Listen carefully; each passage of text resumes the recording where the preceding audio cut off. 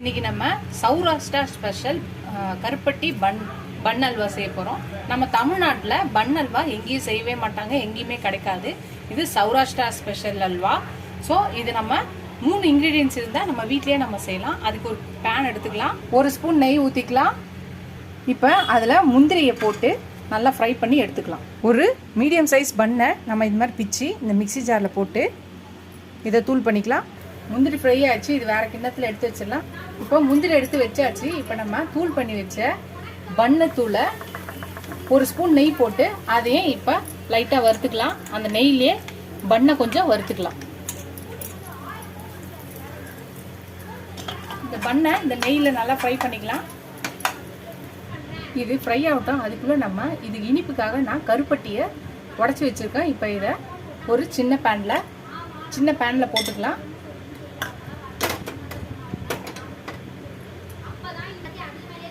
ஒரு அரை கிளாஸ் தண்ணி ஊற்றிக்கலாம். ஊற்றி இந்த வெல்லத்தை கரைச்சிக்கலாம். பாகு பதம் தேவையில்லை, வெல்லம் கரைச்சா போதும். ஃப்ரெண்ட்ஸ், நம்மளோட பன்னு வந்து நல்லா ஃப்ரை ஆயிடுச்சு. இப்போ இதில் 1 கிளாஸ் பால் ஊற்றிக்கலாம். இப்போ இதையும் சேர்த்து பன்னையும் பாலையும் நல்லா கிளறிடலாம். பண்ணை பாலும் கலந்தாச்சு. இப்போ நம்ம கரைச்சி வச்சுருக்கோம் இல்லையா பனை வெல்லம், அதை வடிகட்டிக்கலாம். வடிகட்டி இதோட சேர்த்துக்கலாம்.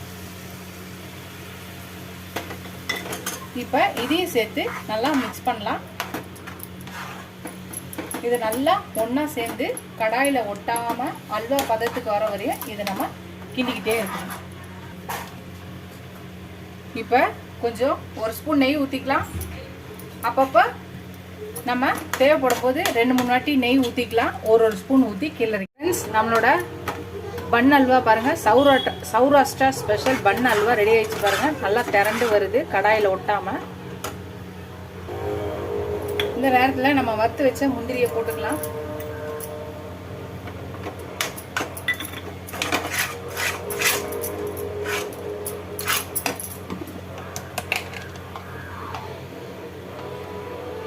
ஒரு ஸ்பூன் நெய் போட்டுக்கலாம். இப்போ இது ஒரு கிளறிக்கலாம்.